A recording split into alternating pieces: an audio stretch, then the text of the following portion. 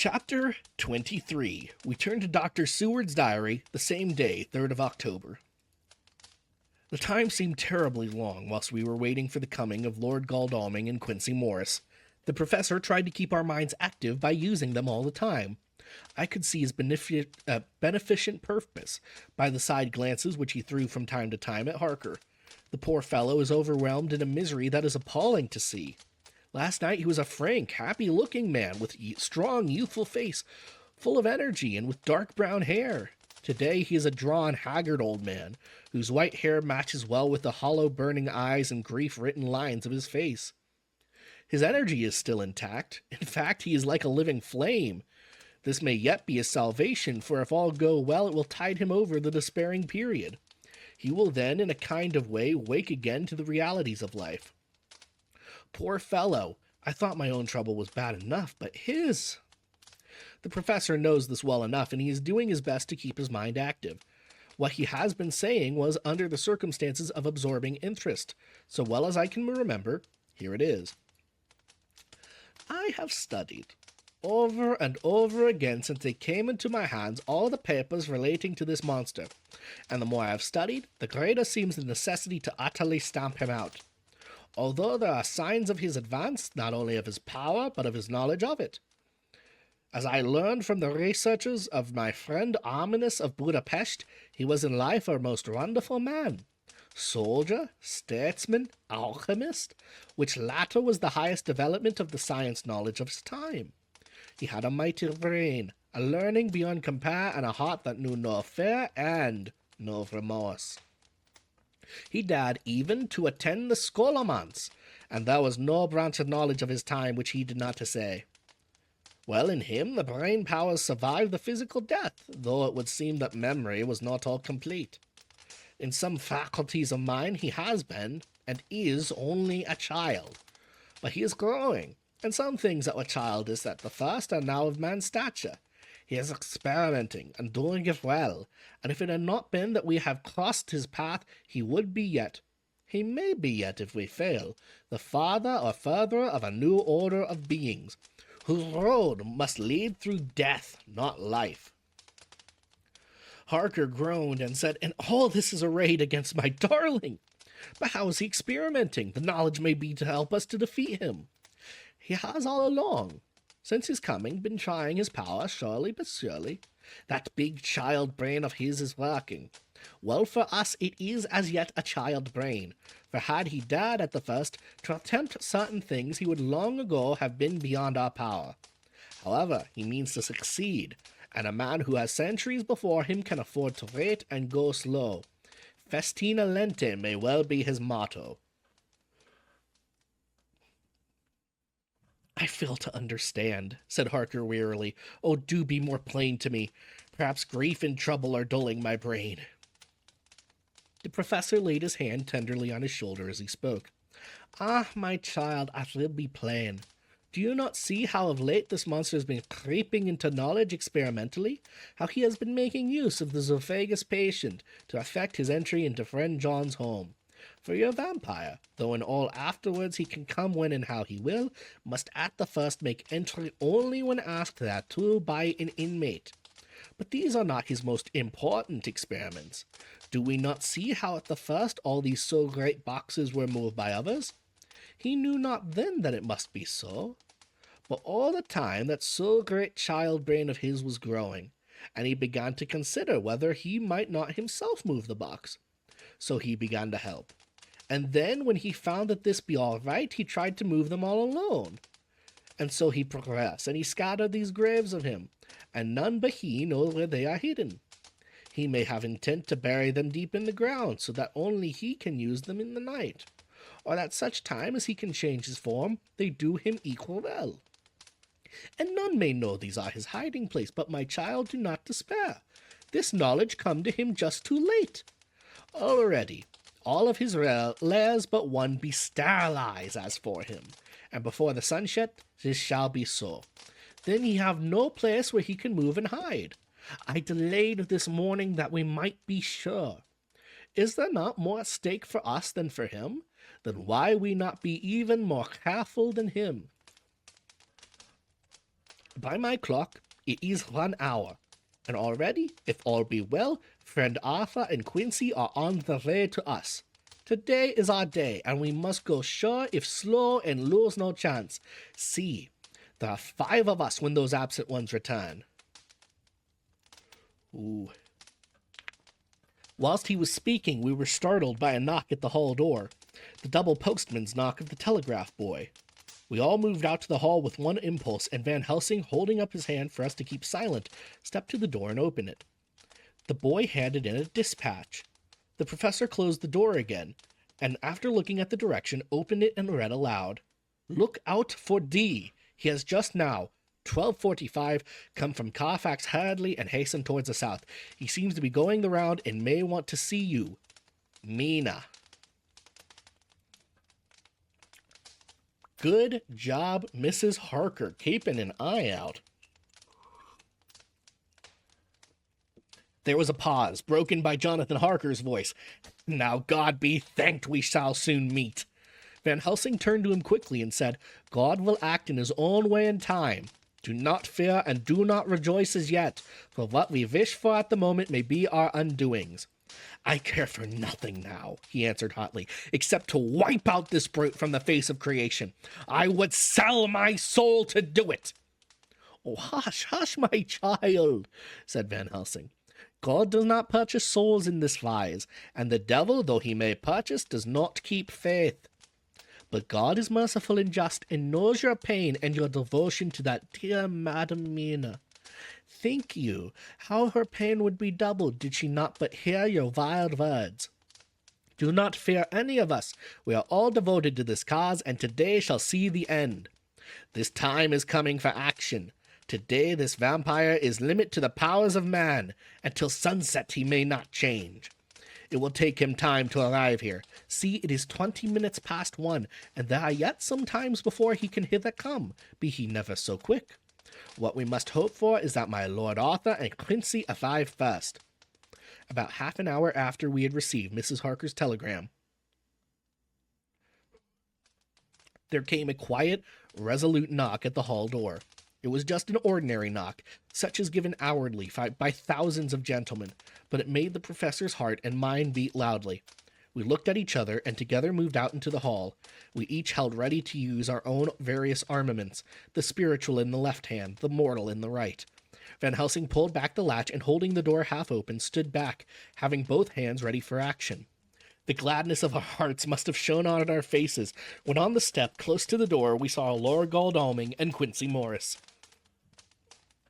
They came quickly in and closed the door behind him, the former saying as they moved along the hall, It's all right. We found both places, 6 boxes in each, and destroyed them all. Destroyed? Asked the professor. For him.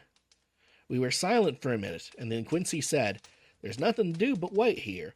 If, however, he doesn't show up by 5 o'clock, we must start off, for it won't do to leave Mrs. Harker alone after sunset.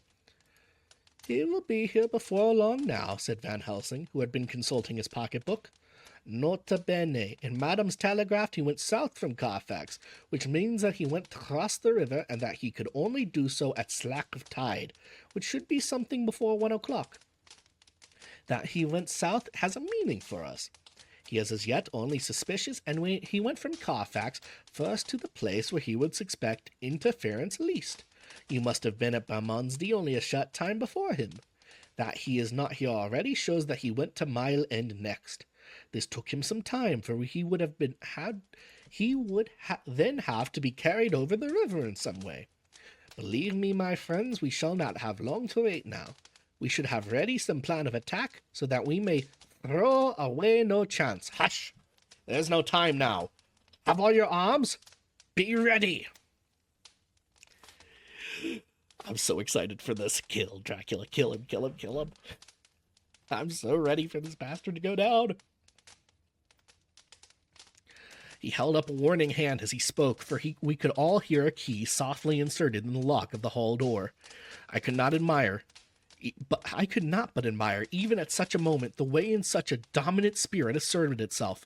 In all our hunting parties and adventures in different parts of the world, Quincy Morris had always been the one to arrange the plan of action, and Arthur and I had been accustomed to obey him implicitly.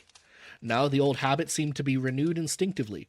With a swift glance around the room, he at once laid out our plan of attack, and without speaking a word, with a gesture, placed us each in position.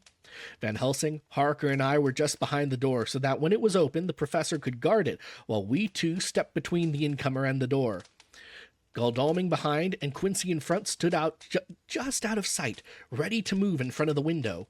We waited in a suspense that made the seconds pass with nightmare slowness. The slow, careful steps we came along the hall. The Count was evidently prepared for some surprise. At least he feared it. Suddenly, with a single bound, he leaped into the room, winning away past any of us before we could raise a hand to stay him. There was something so panther-like. Don't you fucking dare, Stoker. Don't you fucking dare call Dracula panther-like. You take my people out of your goddamned mouth. Don't you fucking dare call him panther-like. Don't you fucking dare. Fucktard. Sorry, I'm just mad at Stoker right now. It's credit to his writing. There was something so panther-like in the movement, something so unhuman that it seemed to sober us all from the shock of his coming. The first to act was Harker, who with a quick movement threw himself before the door leading into the room in the front of the house. As the Count saw us, a horrible sort of snarl passed over his face, showing the eye teeth long and pointed. But the evil smile as quickly passed into a cold stare of lion-like disdain. His expression again changed, as with a single impulse we all advanced upon him. It was a pity that we had not some better organized plan of attack, for even at the moment I wondered what we were to do. I did not myself know whether our lethal weapons would avail us anything. Harker evidently meant to try the matter, for he already had his great Kukri knife and made a fierce and sudden cut at him. The blow was a powerful one. Only the diabolical quickness of the Count's leap back saved him. A second less and the trenchant blade had shorn through his heart. As it was, the point just cut the cloth of his coat, making a wide gap whence a bundle of banknotes and a stream of gold fell out. The expression of the Count's face was so hellish that for a moment I feared for Harker, though I saw him throw the terrible knife aloft again for another stroke. Instinctively, I moved forward with a protective impulse, holding the crucifix and wafer in my left hand. I felt a mighty power fly along my arm, and it was without surprise that I saw the monster cower back before a similar movement made spontaneously by each one of us. It would be impossible to describe the expression of hate and baffled malignity, of anger and hellish rage which came over the Count's face. His waxen hue had become greenish-yellow by the contrast of his burning eyes, and the red scar on his forehead showed on the pallid skin like a palpitating wound.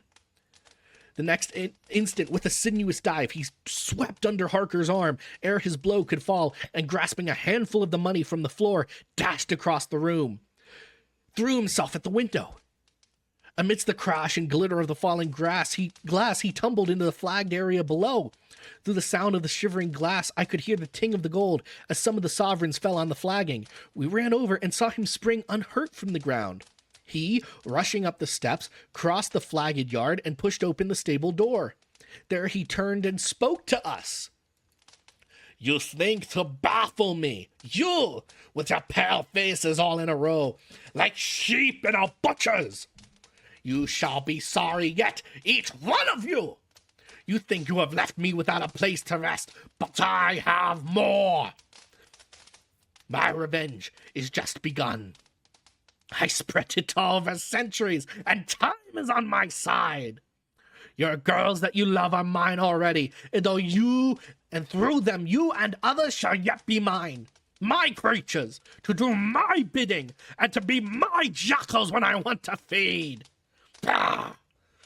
With a contemptuous sneer, he passed quickly through the door, and we heard the rusty bolt creak as he fastened it behind him. A door opened and shut. The first of us to speak was the professor, as realizing the difficulty of following him through the stable, we moved through the hall. "We have learnt something, much. Notwithstanding his brave words, he fears us. He fear time, he fear want. For if not, why he hurry so? His very tone betray him, or my ears deceive. Why take that money?"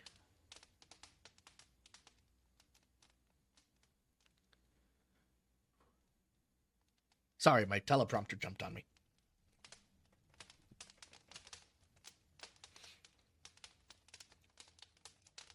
You follow quick. Your hunt is a wild beast and understand it so. For me, I make sure that nothing here may be of use to him, if so that he return.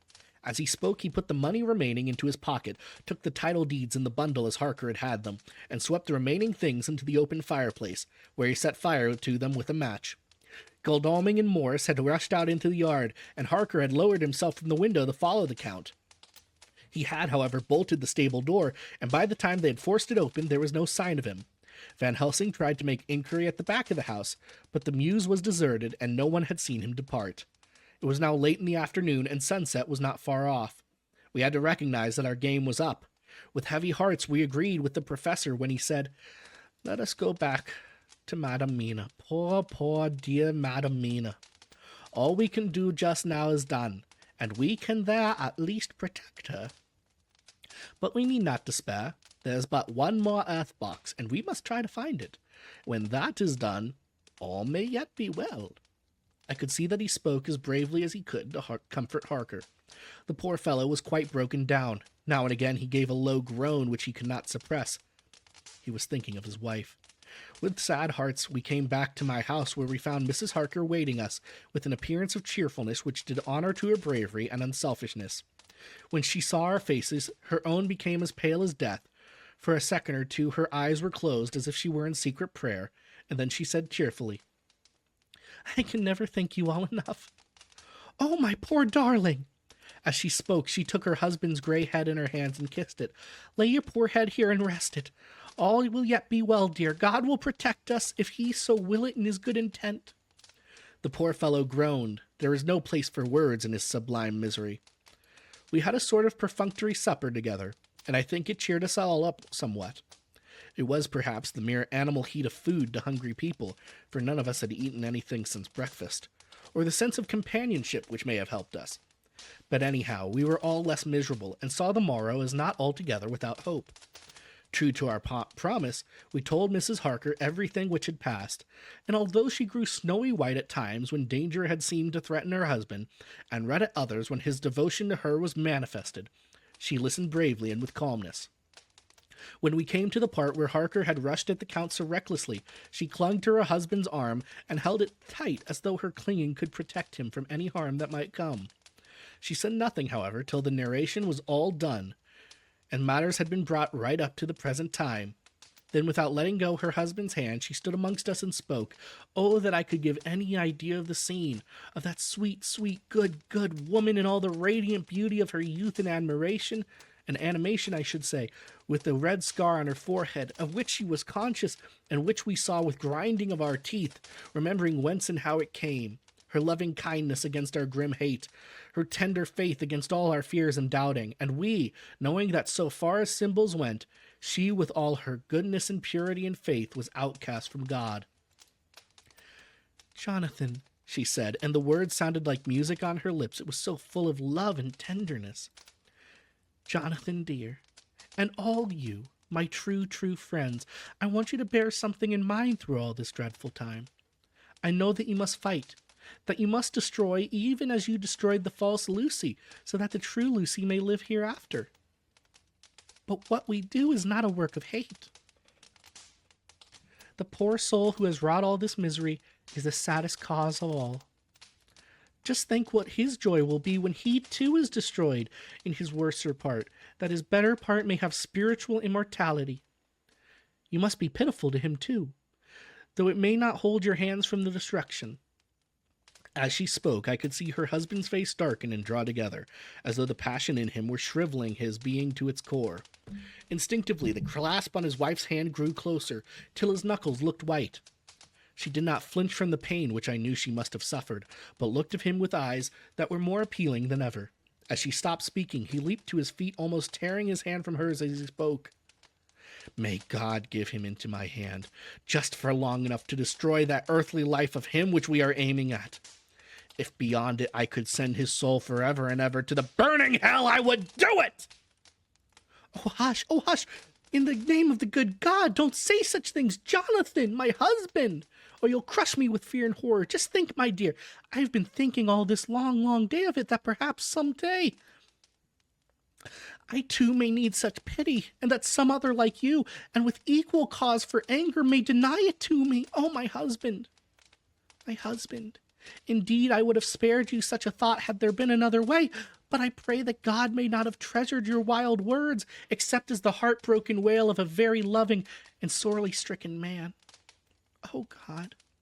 Let these poor white hairs go in evidence of what he has suffered, who all his life has done no wrong, and on whom so many sorrows have come. We men were all in tears now. There was no resisting them, and we wept openly. She wept too, to see that her sweeter counsels had prevailed. Her husband flung himself on his knees beside her, and putting his arms around her, hid his face in the folds of her dress.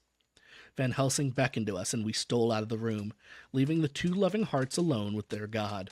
Before they retired, the professor fixed up the room against any comings of the vampire, and assured Mrs. Harker that she might rest in peace. She tried to school herself to the belief, and manifestly for her husband's sake, tried to seem content. It was a brave struggle, not without its reward. Van Helsing had placed at hand a bell which either of them was to sound in case of any emergency. When they had retired, Quincy, Godalming, and I arranged that we should sit up, dividing the night between us, and watch over the safety of the poor stricken lady. The first watch falls to Quincy, so the rest of us can be off to bed as soon as we can. Godalming has already turned in, for his is the second watch. Now that my work is done, I too shall go to bed. We turn to Jonathan Harker's journal once again, between the night of the 3rd of October and the morning of the 4th.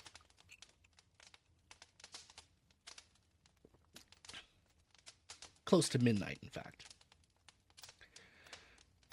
I thought yesterday would never end. There was over me a yearning for sleep and some sort of blind belief that to wake would be to find things change and that any change must now be for the better. Before we departed, we discussed what our next step was to be before we could arrive at no result. All we knew was that one earth box remained, and that the Count alone knew where it was. If he chooses to lie hidden, he may baffle us for years. And in the meantime, the thought is too horrible. I dare not think of it even now. This I know, that if ever there was a woman who was all perfection, that one is my poor wrong darling. I love her 1,000 times more for her sweet, sweet pity of last night, a pity that made my own hate of the monster seem despicable. Surely God will not permit the world to be poorer by the loss of such a creature. This is hope to me. We are all drifting reefwards now, and faith is our only anchor. Thank God Mina is sleeping, and sleeping without dreams. I fear what her dreams might be like, with such terrible memories to ground them in. She has not been so calm within my seeing since the sunset. Then, for a while, there came over her face a repose which was like spring after the blasts of March. I thought at the time it was the softness of the red sunset on her face, but somehow now I think it has a deeper meaning. I am not sleeping myself, though I am weary to death. However, I must try to sleep, for there is tomorrow to think of, and there is no rest for me until... later. I must have fallen asleep, for I was awakened by Mina, who was sitting up in bed with a startled look on her face. I could not see easily, for we did not leave the room in darkness. Or I could see easily, for we did not leave the room in darkness. She had placed a warning hand over my mouth, and now she whispered in my ear, "Hush, there is someone in the corridor." I got up softly, and crossing the room, gently opened the door. Just outside, stretched on a mattress, lay Mr. Morris, wide awake. He raised a warning hand for silence as he whispered to me, "Hush. Go back to bed. It's all right. One of us will be here all night. We don't mean to take any chances." His look and gesture forbade discussion, so I came back and told Mina. She sighed, and positively a shadow of a smile stole over her poor, pale face as she put her arms round me and said softly, "Oh, thank God for such good, brave men." With a sigh, she sank back again to sleep. I write this now, as I am not sleepy, though I must try again. The 4th of October, same diary, that morning. Once again during the night I was wakened by Mina. This time we all had had a good sleep, for the gray of the coming dawn was making the windows into sharp oblongs, and the gas flame was like a speck rather than a disk of light. She said to me hurriedly, "Go, call the professor. I want to see him at once." "Why?" I asked. "I have an idea. I suppose it must have come in the night and matured without my knowing it. He must hypnotize me before the dawn, and then I shall be able to speak. Go quick, dearest. The time is getting close." I went to the door. Dr. Seward was resting on the mattress, and seeing me, he sprang to his feet. "Is anything wrong?" he asked in alarm. "No, but Mina wants to see Dr. Van Helsing at once." "I will go," he said, and hurried to the professor's room. In 2 or 3 minutes later, Van Helsing was in the room in his dressing gown, and Mr. Morris and Lord Godalming were there with Dr. Seward at the door asking questions. When the professor saw Mina smile, a positive smile ousted the anxiety of his face. He rubbed his hands and he said, "Oh, my dear Mina, this is indeed a change. See, friend Jonathan, we have got back our dear Madam Mina as of old back to us today." Then turning to her, he said cheerfully, "And what am I to do for you? For at this hour you do not want me for nothings." "I want you to hypnotize me," she said. "Do it before the dawn, for I feel that I can speak and speak freely. Be quick, for the time is short." Without a word, he motioned her to sit up in bed. Looking fixedly at her, he commenced to make passes in front of her, from over the top of her head downward, with each hand in turn. Mina gazed at him fixedly for a few minutes, during which my own heart beat like a trip hammer, for I felt that some crisis was at hand. Gradually her eyes closed, and she sat stock still. Only by the gentle heaving of her bosom could one know that she was alive. The professor made a few more passes and then stopped, and I could see that his forehead was covered in great beads of perspiration. Mina opened her eyes, but she did not seem like the same woman. There was a faraway look in her eyes, and her voice had a sad dreaminess which was new to me. Raising his hand to impose silence, the professor motioned to me to bring the others in. They came on tiptoe, closing the door behind them, and stood at the foot of the bed looking on. Mina appeared not to see them. The stillness was broken by Van Helsing's voice, speaking in a low, level tone which would not break the current of her thoughts. "Where are you?" The answer came in a neutral way. "Oh, hi, Is. Hi. Thank you for the raid." "Oh, no, not a night raid. We're doing Dracula. We need it to be day. We need a day raid."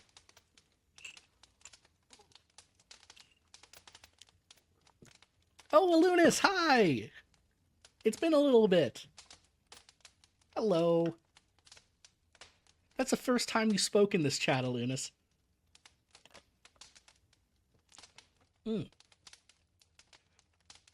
But yes, night raid. To get you caught up. In this last chapter, the boys had an encounter with Dracula. Dracula managed to get away. He has one last hidey hole left. Mina Harker, Jonathan Harker's wife and the best woman ever, has been turned maybe into a vampire. They're currently hypnotizing her to try and learn something. She suggested it. No one knows what they're about to learn. I don't know. So that's where we are right now. She's hypnotized, and hopefully we'll learn something about the nature of vampires that will help them hunt down Dracula and defeat him, maybe? "Where are you?" he asked. The answer came in a neutral way. I do not know. Sleep has no place it can call its own." For several minutes there was silence. Mina sat rigid, and the professor stood staring at her fixedly. The rest of us hardly dared to breathe. The room was growing lighter. Without taking his eyes from Mina's face, Dr. Van Helsing motioned me to pull up the blind. I did so, and the day seemed just upon us. A red streak shot up, and a rosy light seemed to diffuse itself through the room. On the instant, the professor spoke again. "Where are you now?" The answer came dreamily, but with intention. It was though she were interpreting something. I've heard her use the same tone when reading her shorthand notes. "I do not know. It is all strange to me." "What do you see?" "I can see nothing. It is all dark." "What do you hear?" I could detect the strain in the professor's patient voice. "The lapping of water. It's gurgling by and little waves leap. I can hear them on the outside." "Then you are on a ship?" We all looked at each other, trying to glean each from the other. We were afraid to think. The answer came quick. Oh, yes. What else do you hear? The sound of men stamping overhead as they run about. There is the creaking of a chain and a loud tinkle as the check of the capstan falls into the ratchet. What are you doing? I am still. Oh, so still. It is like death. The voice faded away into a deep breath as of one sleeping, and the open eyes closed again. By this time the sun had risen, and we were all in the full light of day. Van Helsing placed his hands on Mina's shoulders and laid her head softly down on her pillow. She lay like a sleeping child for a few moments, and then, with a long sigh, awoke and stared in wonder to see us all around her. "Have I been talking in my sleep?" was all she said.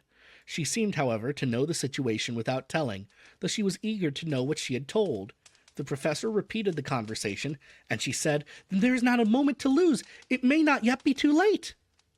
Mr. Morris and Lord Godalming started for the door, but the professor's calm voice called them back. "Stay, my friends. That ship, wherever it was weighing anchor whilst she spoke. There are many ships weighing anchor at the moment in your so great port of London. Which of them is that you seek? God be thanked that we once again have a clue, though whither it may lead us we know not. We have been blind somewhat, blind after the manner of men, since when we can look back, we see what we might have seen looking forward, if we had been able to see what we might have seen." That was such a nonsense sentence. At last, but that sentence is a puddle, is it not? We can know now what was in the Count's mind when he seized the money. Though Jonathan's so fierce knife put him in the danger that he dread, he meant escape. Hear me, escape! He saw that with but one earth box left, and a pack of men following like dogs after a fox, this London was no place for him. He have take his last earth box on board a ship, and he leave the land. He think to escape, but no, we follow him. Tally ho! As friend Arthur would say when he put on his red frock.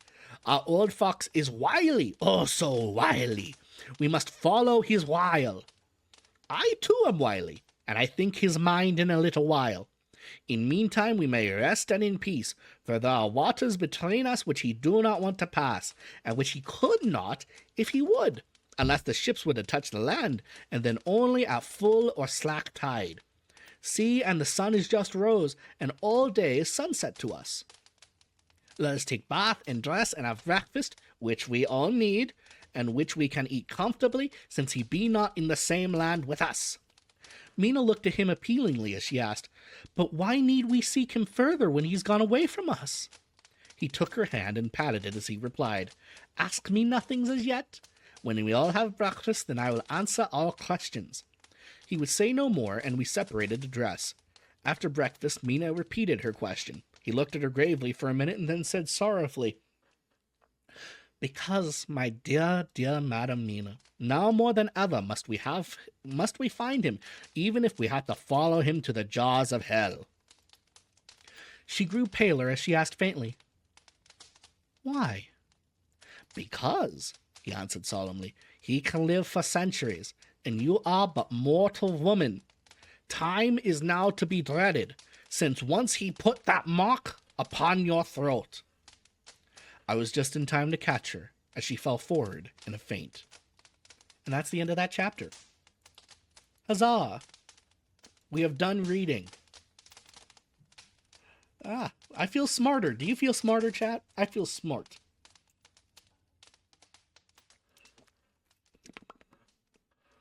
I feel very smart now. Maybe it's the peppermint